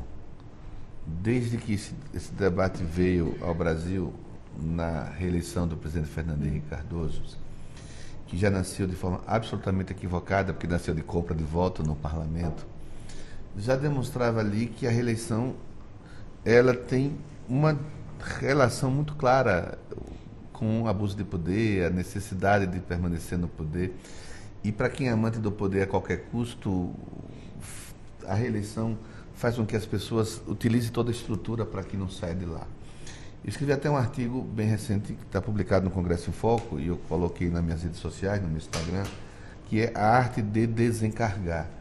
Você tem que aprender a deixar o cargo. Porque senão o cargo, e eu digo lá no artigo, fica aparecendo, Luiz XIV diz que o Estado sou eu, o cara fica achando que o cargo sou eu. Então todo mundo precisa dele porque o cargo é ele. E quando a pessoa acha que o indivíduo vale mais do que o coletivo, está absolutamente equivocado. Então a reeleição, além de criar um culto de personalidade, um mito sobre as pessoas, porque ele se acha imprescindível, ela impede a troca de saberes, né? A troca de conhecimento, porque a alternância de poder, de saberes, não é nem de poder, porque às vezes pode ser o mesmo grupo permanecendo, mas cada um trazendo seus saberes, seus conhecimentos, suas histórias. Então eu sou muito favorável à reeleição. E eu acho que a gente tem que brigar muito para que os estatutos limitem e criem regras que permitam que as pessoas venham. Assim como eu faço, acho que na presidência da República foi um equívoco, acho também que as reeleições em órgãos de classe também é um equívoco muito grande. Claro que você tem um sistema que foi aprovado, por exemplo, eu votei no presidente da República que foi reeleito. Aliás, a discussão era entre dois reeleições de dois. Então, nós enfrentamos isso quase agora nos Estados Unidos. O Biden ia para a reeleição, disputando com o outro que também queria uma reeleição. Então, por isso que eu acho que a reeleição não é um bom sistema, não é uma boa fórmula. Repito, alternância de poder diferente desse culto à personalidade. Eu não gosto do culto às personalidades embutidas na reeleição. Por isso que eu faço que a gente tem que aprender a desencargar, deixar os cargos, deixar que os cargos continuem com outras pessoas, com outras ideias, com outros pensamentos, porque ninguém é dono de todos os saberes. Então, acho que a reeleição não é boa. Acho que no movimento sindical, com a Constituição de 88, que aprovou essa liberdade sindical, acho que houve muito abuso sobre isso, se internizou várias lideranças, e isso também a gente tem que fazer as minhas culpas, o cara tem que começar a compreender sobre isso, o que ele prega ele também tem que fazer, e esse é um dado que a gente precisa muito aperfeiçoar, não só no movimento sindical, também nas instituições de classe. Sim. Bom, para que a gente possa, claro, está bem redondinho aqui o nosso debate, mas para arredondar ainda mais, doutora Caroline, como também doutor César, diante dessa discussão que nós aqui estamos produzindo, provocando aí a categoria, o que seria ideal para que o empregado pudesse absorver para fomentar realmente aí debates ali no seu chão de fábrica ou com outras categorias, ou seja, para realmente entender o que está acontecendo e ele ser protagonista também nessa discussão. O que é interessante ele puxar para si, para que ele possa também entender que ele está sendo chamado realmente para uma decisão, doutora Carolina. Olha, muito boa sua pergunta, e a gente tem sempre dito isso. Não adianta nada a gente conversar em um quadradinho que entende tudo que a gente está falando. A gente precisa expandir o nosso olhar e alargar essas fronteiras. Para falar, por exemplo, da forma como a contribuição assistencial consta hoje no tema 935, vinculando a um acordo coletivo, a uma convenção coletiva para que ela possa ser cobrada.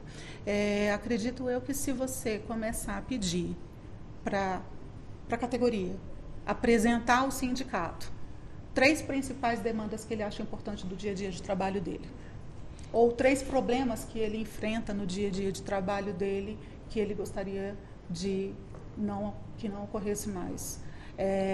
E, de repente, desse compilado, você faz as rodadas de negociação e, de repente, consegue e demonstra para esse trabalhador, não vou nem dizer para esse filiado, porque é a categoria, a gente está tratando de categoria. Se você demonstra para essa pessoa que não é filiada, que ela efetivamente levou aquele pleito dele, conseguiu, ou não conseguiu, mas levou, se esforçou para levar, por uma razão ou outra deu certo ou não deu certo. Só de ele se sentir ali contemplado, ter o retorno, ou ser instado a se pronunciar sobre aquilo que o incomoda, sobre aquilo que o aflige, sobre aquilo que ele gostaria que acontecesse na prática na vida dele, eu acho que isso já muda bastante a situação.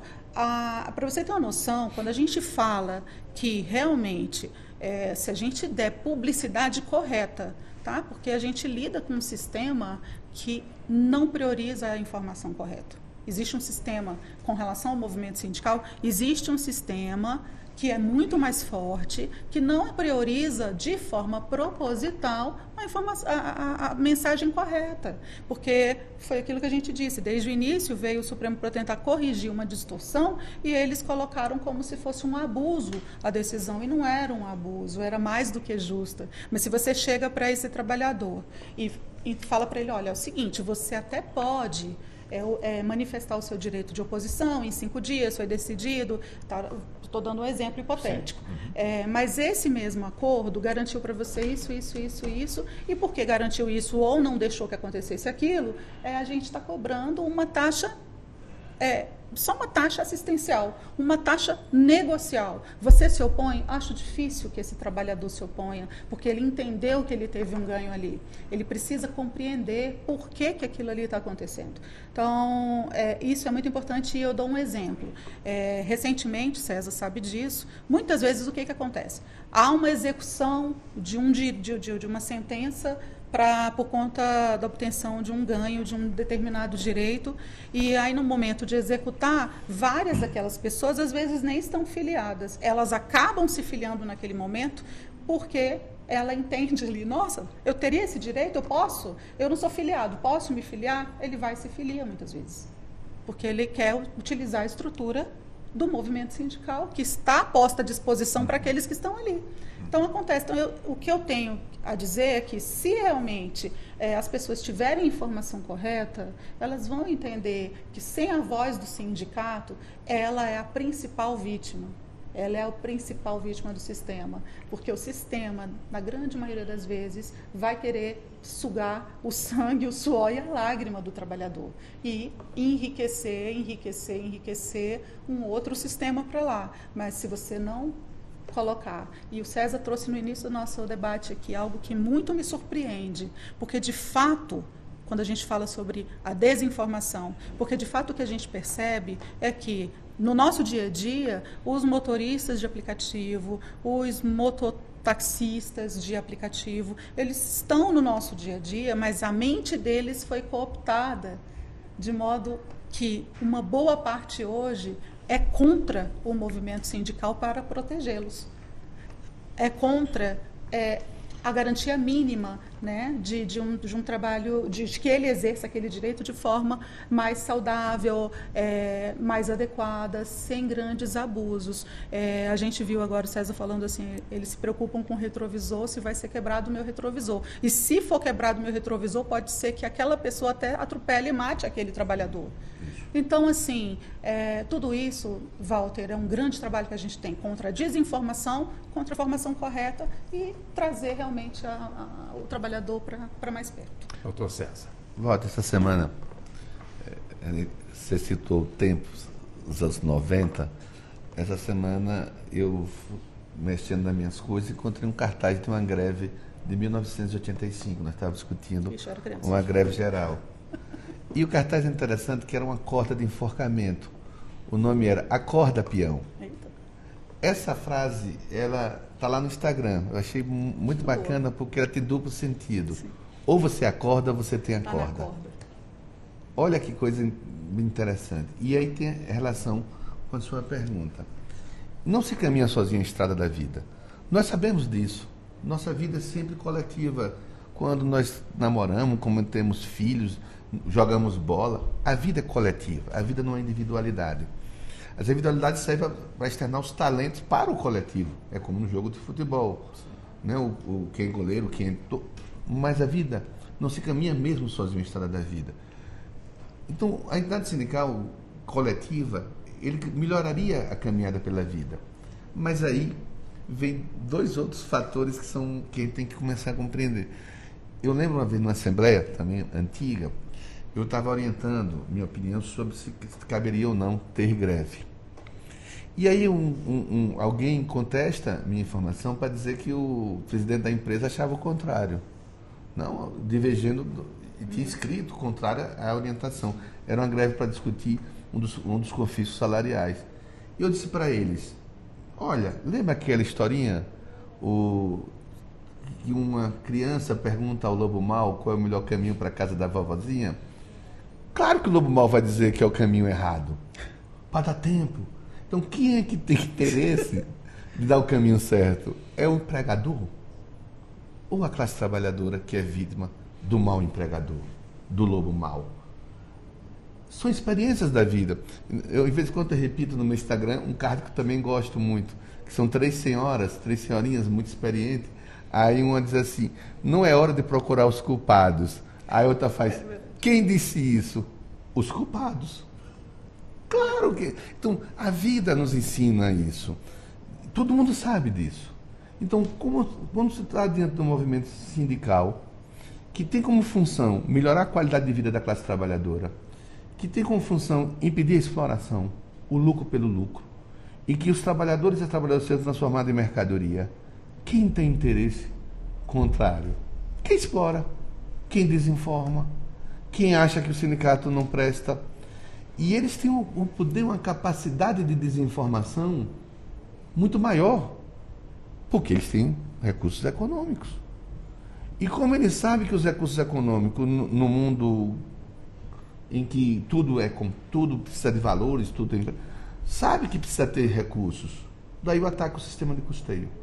Daí porque não querem que o movimento sindical tenha recursos para equilibrar a regra do jogo. Isso faz parte da história da vida. Por isso que quando a gente... E eu sei que é uma tarefa muito difícil, aqui o tribunal está enfrentando muita desinformação. Aliás, o mundo está informando. A desinformação consciente, né? A desinformação ideológica, também ela está no mundo sindical. A desinformação consciente, a desinformação ideológica. E aí diz assim, ó, o movimento sindical é coisa de bagunceiro, é coisa de gente que não quer nada. E ninguém olha que é justamente o oposto. Quanto, você sabe disso, quanto é sacrificante ser dirigente sindical. Nós temos pesquisa mostrando que além da desigualdade e tudo, não são promovidos. Quando você olhar a relação das pessoas que não são promovidas, está lá os dirigentes sindicais. Não têm acesso aos cursos. Então, ainda assim, há uma compreensão de que precisa mudar o mundo. Pessoas nascem com essa compreensão de que são missões na sua vida. Eu encontrei, quando eu fiz a saudação agora no TST, eu não fiz por demagogia. Quando eu falo, saúdo aqueles que me ensinam, meus professores de vida que são sindicalistas. E são, aliás, escrevi um livro dizendo isso. Fiz-me advogado na luta. Não foi da faculdade que me fez advogado. Foi nessa compreensão dessas pessoas que dão exemplo o tempo todo, mesmo com risco de desemprego, mesmo com risco de perseguição, de não promoção, e está ali ajudando.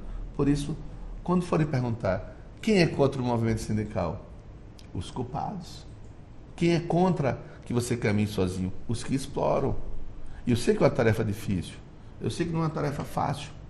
Porque quem controla a economia, controla a comunicação. Quem controla a economia, controla a política. E a gente tem que fazer...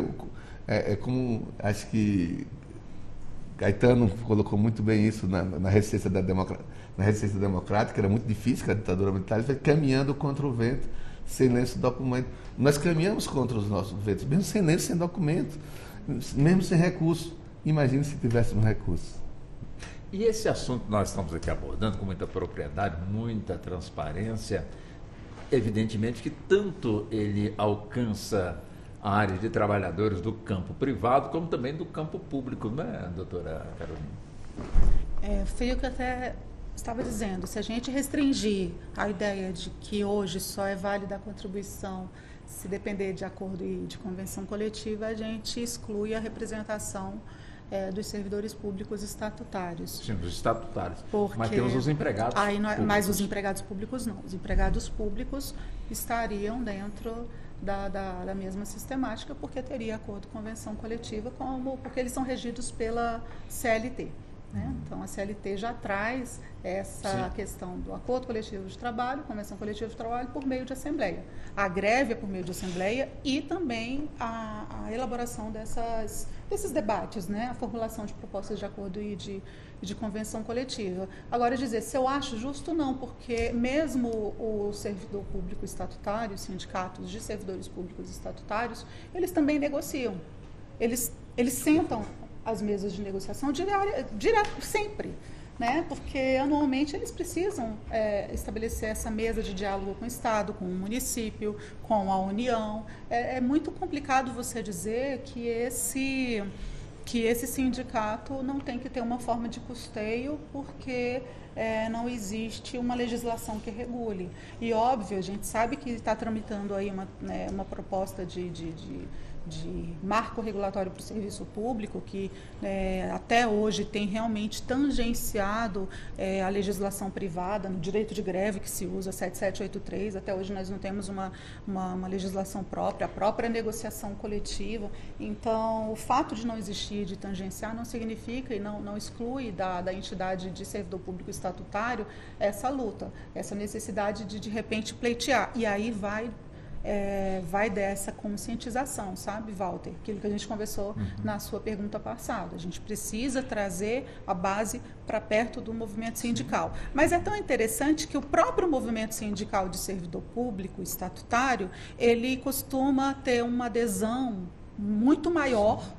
Você percebe sindicatos com muito mais aderência em termos quantitativos de filiados do que o sindicato privado. É muito interessante isso também.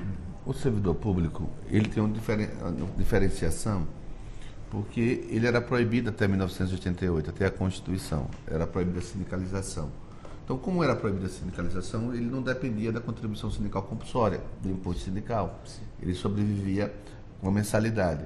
Com uma outra vantagem também, porque com a estabilidade no emprego, você podia se filiar sem o risco da demissão, que você vê isso na iniciativa privada. Veio a Constituição de 88 e com a criação dos movimentos dos servidores públicos, movimentos sindicais, eles já nasceram sem essa vinculação à contribuição sindical, se fortaleceram muito nesse sentido. Inclusive, vários sindicatos já estavam devolvendo a contribuição sindical compulsória, vários. No ABC, vários, petroleiros, vários, bancários já devolviam. Então, os sindicatos que se prepararam para não sobreviver com o imposto sindical compulsório já estava ali estabelecido. Mas eu estou falando publicamente e tenho que me vincular às teses que eu defendo. As teses que eu defendo é de que a contribuição sindical compulsória, a contribuição sindical prevista na Constituição, independe da negociação coletiva. E ao independer da negociação coletiva, não precisaria de acordos coletivos. Isso também aplicaria também para os servidores públicos. Basta os servidores públicos se reunirem em assembleia e fixar uma taxa de contribuição de luta, de contribuição sindical confederativa para o sistema. Não precisa da negociação coletiva.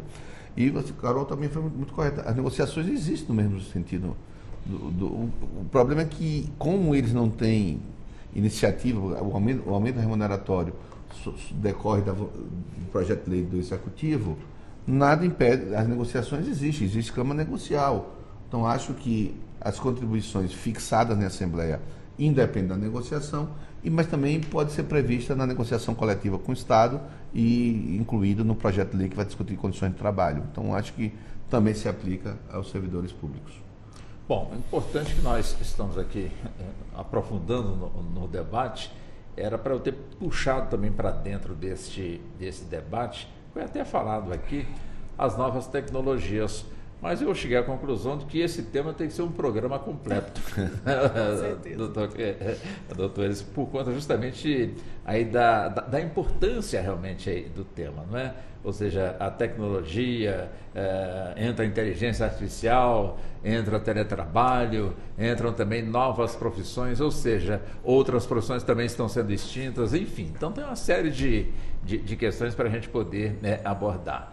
Mas nós ainda temos 10 minutos de programa. Eu só peço licença de 2 minutinhos para trazer aqui as manchetes do nosso jornal, que vai ao ar daqui a pouquinho, tanto na TV Justiça como também na Rádio Justiça. As manchetes que os nossos editores, redatores já nos encaminharam aqui para o estúdio, para chamar a sua atenção, que está nos acompanhando pela 104,7 FM, como também nos acompanhando pelo YouTube. Então vamos lá com as manchetes do Jornal da Justiça, a edição que começa daqui a pouco. Supremo mantém decisão que declarou o Esporte Clube Recife como o único campeão brasileiro de 1987. Justiça determina o bloqueio de R$360 mil de Jair Renan Bolsonaro. Influenciador digital, Nego Di, é condenado por danos morais, difamação e injúria contra a deputada. Por determinação judicial, plano de saúde terá que fornecer medicamento, ainda não registrado pela Anvisa, para tratamento de criança com síndrome rara. E ainda, Ministério Público Federal consegue anulação da norma que reduzia o controle sobre o desmatamento em Mato Grosso. O Jornal da Justiça começa às 18 horas. São agora, 16h56. Vamos aqui caminhando aqui para as nossas considerações finais, mas antes da consideração final, que geralmente é um minutinho, doutora Caroline, 3 minutos para a senhora trazer aquilo que ainda não foi colocado, não foi pontuado e que a senhora gostaria de assentar aqui no nosso debate. Primeiro, eu não posso me esquecer de dar parabéns para a produtora Ana Cláudia Possati, que se casou faz 2 dias, então bem-vinda ao time, seja muito feliz, parabenizar o Neto, o Diego, você, Walter, e agradecer a cada um dos ouvintes e dizer isso, que a nossa luta é para realmente manter aquilo que é fundamento da nossa Constituição da República, o fundamento da dignidade da pessoa humana. César, que é um professor, como eu disse no início, sempre, além de ensinar a parte do direito, da luta, ele gosta muito de trazer a parte musical também. Ele tem toda a razão quando cita Gonzaguinha. Sem seu trabalho, o homem não tem honra, sem sua honra se morre, se mata, não dá para ser feliz. Ele também traz, e a gente replica, a ideia de que muitas vezes essa nossa luta, como ele muito bem pontuou, parece às vezes tão difícil, tão inócua, porque as forças estão muito desaparelhadas nesse momento, e ele traz com muita propriedade em várias oportunidades a frase de Madre Teresa, que diz: às vezes o que a gente está fazendo parece só um pingo d'água no oceano, mas sem esse nosso trabalho, sem esse debate aqui na Rádio Justiça, o oceano ficaria um pouco menor. Então a nossa luta é sim válida, a nossa fala é sim válida, o trabalho da advocacia, o trabalho do dirigente sindical, eu acho que entender que é no coletivo que a gente tem inúmeros ganhos. A minha vida, desde que eu me formei, sempre foi pautado pelo respeito ao coletivo, não por outra razão. Eu estou na diretoria da associação já há algum tempo, eu estive na diretoria da Comissão de Direito Sindical, porque eu entendo que essa luta coletiva ela é salutar para o fortalecimento do nosso Estado democrático de direito. Então, você que não gosta, eventualmente, de uma coisa ou de outra, de uma coisa ou outra que acontece de forma errada no seu sindicato, tenta trazer para o sindicato que você está insatisfeito por essa razão, porque como é que ele vai saber se você, às vezes, nem se posiciona, ou se você se mantém inerte esperando que outros se posicionem por você, que outros votem por você, que outros digam por você? Não, seja você a mudança que você quer para o mundo e para o movimento sindical também. Doutor César, também fica à vontade nos 3 minutos. Claro que o debate é muito importante e você contribui com ele aqui na Rádio Justiça, porque está em disputa com a interpretação da Constituição. O TST está ainda buscando dar uma interpretação ao que o Supremo decidiu. O Supremo acerta, e erra, mas são os seres humanos que vão buscar a interpretação melhor, como o Supremo acertou agora, quando reconheceu que o esporte é o campeão e não aquele outro time. Há controvérsia, doutor César. Eu chego e engasguei. O Supremo acertou. E agora cabe ao TST regular esse direito. Mas você não sabe, Walter, não sabe vocês aqui da Rádio Justiça, como vocês foram importantes, isso é importante nesse debate. Você quebra talvez um pacto de silêncio da elite em relação ao movimento sindical. Esse não é um tema discutido nas televisões, esse não é um tema discutido nas rádios, esse não é um tema discutido nos tribunais. Porque o desconhecimento é a melhor forma de afastar o movimento sindical e você quebra essa lógica ilógica do afastamento. A importância desse debate, e por isso que nós aceitamos, eu encontrei Carol e fiquei muito feliz, porque ela seria a outra parte, também um especialista no tema. Você quebra um paradigma que espero que seja o primeiro de vários. Nós que queremos um mundo absolutamente igual, fraterno, como que é a Constituição de 88, que trouxe para dentro do movimento, dentro do seu corpo permanente, textos como dignidade da pessoa humana, a erradicação da pobreza, a importância do trabalho. Precisa que as pessoas compreendam isso. A Rádio Justiça, que eu sempre fui um admirador, porque entra nas nossas casas e com uma linguagem diferente, quando se diz assim, o juiz pode falar nos autos, mas a rádio não, o direito não. O direito tem que entrar nas nossas casas, tem que estar nos nossos lares, ser o assunto do dia a dia. E a Rádio Justiça, repito, quebra um paradigma, quebra o isolamento. Bom saber disso. Bom saber que o movimento sindical tem um aliado aqui em você, Walter, em todos que compõem a equipe da Rádio Justiça, porque é assim que nós vamos mudar o mundo. É assim que nós vamos, com saber, mudar o mundo. Destruindo os mitos criados contra a classe trabalhadora. Destruindo esses muros que isolam e construindo pontes. E são pontes que constroem, que nos levam ao outro lado do paraíso que ainda é vedado para boa parte da cidadania brasileira. Obrigado. Quero agradecer muito ter sido convidado. Quero agradecer muito você ter tido essa ousadia de debater e sempre à disposição. Porque a Carol fala que gosta de música, mas tem uma música de Raul Seixas, Prelúdio, sonho que se sonha só, é só sonho que se sonha só. Sonho que se sonha junto é realidade. E você transforma com esse debate, não mais um sonho só, mas agora já espalhado pelas ondas do rádio, nos ouvidos, no coração de várias pessoas. Só o preâmbulo do próximo debate, voltado justamente para este tema sindical, com essa nova era da tecnologia, doutor César, em 1 minuto e meio. Qual seria, assim, no ponto de vista do senhor, o ponto realmente para se debater diante dessa novidade tecnológica no campo do trabalho? Vou usar uma expressão que chama de inteligência artificial, às vezes bota aí, né? E aí? E aí? Qual é o futuro da tecnologia? A quem pertence a tecnologia? Ela cresce, ela constrói, ela destrói. E aí?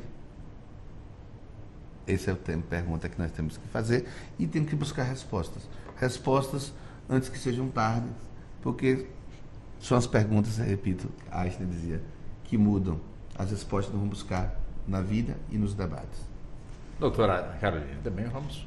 Isso, César, está certo. A gente tem muito mais perguntas hoje com relação a esse tema do que respostas, mas o que é salutar, no meu entendimento, é que você que o movimento sindical possa, sim, atuar de modo a dar o máximo que ele puder de proteção para essa massa de trabalhadores que naquele momento vai se sentir órfão daquilo que ele fez por tantos anos, mas a gente tem que compreender que, de fato, o mundo ele está em permanente mudança. A gente não tem como frear a tecnologia e nem os avanços tecnológicos, e nem podemos frear, porque dele precisamos, mas nós também precisamos que o trabalhador ele possa ser bem preparado para essas alterações,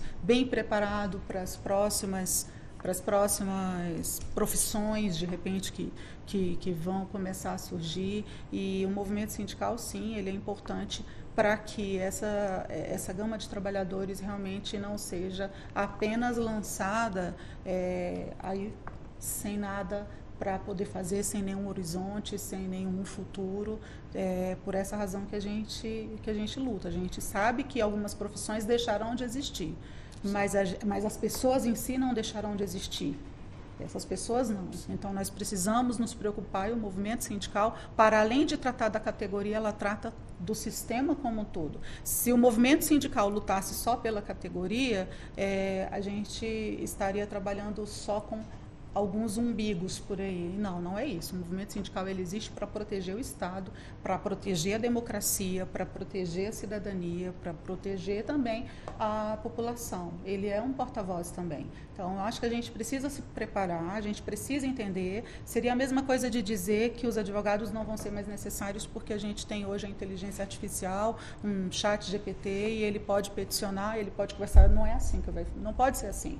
Para isso, a OAB se posiciona, para isso as entidades de classe médicas também posicionam com relação ao médico, que também é necessário. Você não pode entregar um ser humano apenas para uma máquina, mas a gente precisa aliar o trabalho à tecnologia de uma forma absolutamente saudável dentro desse debate que precisa se aprofundar. Uma das questões que é muito importante na inteligência artificial, porque o dado é o petróleo da inteligência. Então, eles têm que buscar dados sobre isso. E tem acompanhado, infelizmente, que quando você busca os dados reproduzem o que a sociedade é. Os dados do passado reproduzem, são textos machistas, são textos racistas. Então, quando você joga da inteligência artificial e ele começa a compilar com os dados de uma sociedade absolutamente desigual, reproduzem a desigualdade. E alguns dados já comprovados cientificamente, por exemplo, nos Estados Unidos, que quando você vai olhar, quando a inteligência artificial usa para decisão judicial, você vai olhar pelos nomes. Os nomes africanos têm penas duras, os nomes latinos têm penas duras, os sobrenomes europeus têm uma pena muito menor. Então é por isso que tem que ter muito cuidado ainda na inteligência artificial, porque ela quando você dá o dado para ela tem que dar resposta. Não é a resposta ética, não é a melhor resposta no sentido da pessoa humana, mas a resposta. E se ele não tiver resposta nos dados que são colhidos repito, com essas comparações do passado, ele inventa, porque ele tem que dar resposta. A máquina não tem ética, ela pode mentir, ela tem que dar resposta. E é preciso ter muito cuidado sobre isso. E só o ser humano foi aquinhoado com sentimento, com razão e com ética, e com coração, com emoção. E é preciso ter que ter muito cuidado ainda no uso da inteligência artificial. E ela ainda depende da pessoa humana. E a pessoa humana somos todos nós. Doutor César, foi um prazer, um privilégio tê-lo aqui nos estúdios da Rádio Justiça. O convite é permanente. Até o nosso próximo encontro. Até mais. Doutora Caroline, também da mesma forma, um privilégio também receber a senhora aqui nos estúdios da emissora. O convite, repito, também é permanente. Até o nosso próximo encontro. Até o nosso próximo encontro. Muito obrigada, Walter, obrigada, César, pela tarde aqui de debates. Obrigada a toda a equipe da Rádio Justiça e até a próxima. Obrigado, ouvinte. Muito obrigado. E assim chegamos ao fim da edição de hoje do nosso debate dentro do Justiça na Tarde, que teve a minha apresentação. Sou Walter Lima, na produção da Ana Cláudia Possati e também do Diego, que também esteve conosco. Também trabalhos técnicos do Neto Silva e a coordenação de jornalismo justamente da Marcela Luiz. Muito obrigado, muito boa tarde e até o nosso próximo encontro, Brasil. Até lá. A Rádio Justiça apresentou Justiça na Tarde. Secretaria de Comunicação Social, Supremo Tribunal Federal.